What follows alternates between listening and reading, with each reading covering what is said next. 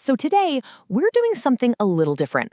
We're going to break down this incredible blueprint for resilience, but we're going to do it through a simple story. A story about a beaver, his dam, and one heck of a storm.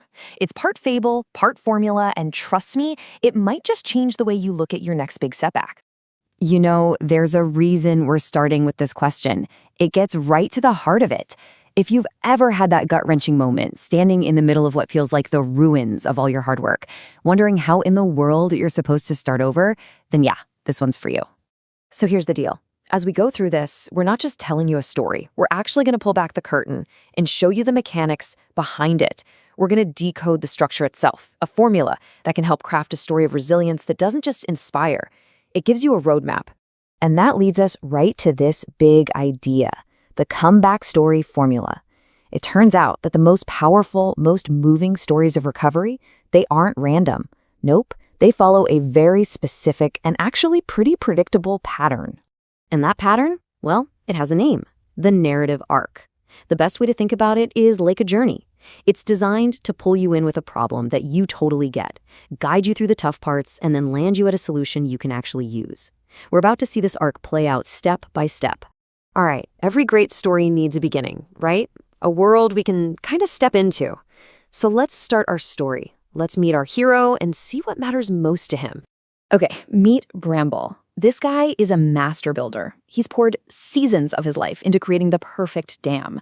I mean, this thing wasn't just a pile of sticks. It was his life's work. It was his security, his identity. Every night, he'd look at it and just feel safe, proud. And right there, that's the first crucial step in our formula. You've got to have a vivid setting and a relatable protagonist. By showing us Bramble's world and what he treasures, the story hooks us emotionally. We care about that dam because he cares so much about it. And that makes us invested. We're in it with him now. But, of course, a story about resilience can't really begin until there's something to be resilient about. For Bramble, that challenge came crashing in as a storm like nothing he had ever seen before. Just try to picture it. The river just explodes, and in a heartbeat, everything Bramble had worked for is just gone, wiped out. It's a complete, devastating loss. The dam, the food he'd stored, that feeling of safety, all of it just washed away downriver. And in the aftermath, there's just nothing. Silence and mud. Bramble is completely lost. He's angry, he's hollowed out, and you know that thought of just giving up is screaming in his head. It's a kind of despair that I think a lot of us can unfortunately recognize. This moment, this absolute destruction, it's the engine of the entire story. In our formula, this is the conflict. And it's not just some random bad thing that happens. It's the obstacle that's necessary to create tension, to make us feel for him, and to set the stage for all the growth that's about to happen. Okay, so we're at rock bottom. This is where the whole story pivots. Right in the middle of that despair, a new idea, a little piece of wisdom, shows up and changes everything. So as Bramble is just staring at the empty riverbank, this old otter comes up to him. And Bramble says what he's feeling deep in his soul. It took everything. I have to start from zero. I mean, that's the bottom, right? The point of absolute loss. And then this happens. This is the single most important line in the entire story. The otter completely reframes the whole situation. It's not about what was lost. It's about what Bramble still has inside him. This is the core lesson. This slide just lays it out so perfectly. Look at that shift. The old foundation was all external, right?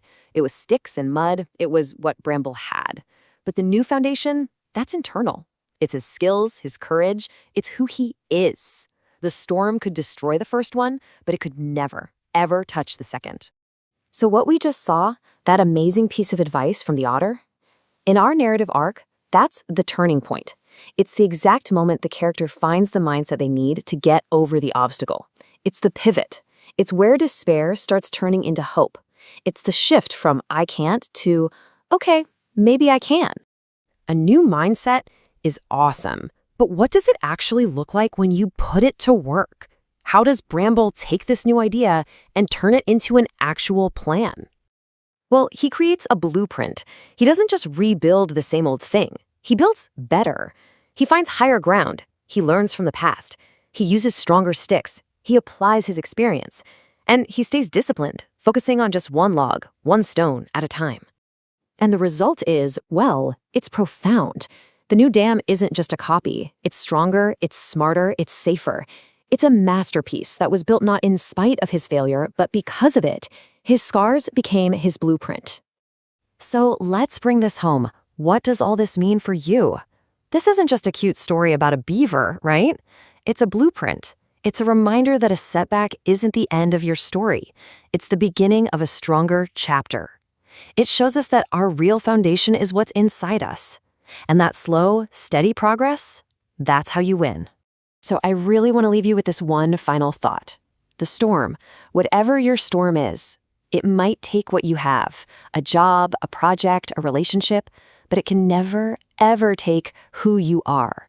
Your experience, your skills, your courage, that's permanent. And from that foundation, you can always rebuild. And you'll build it stronger than before.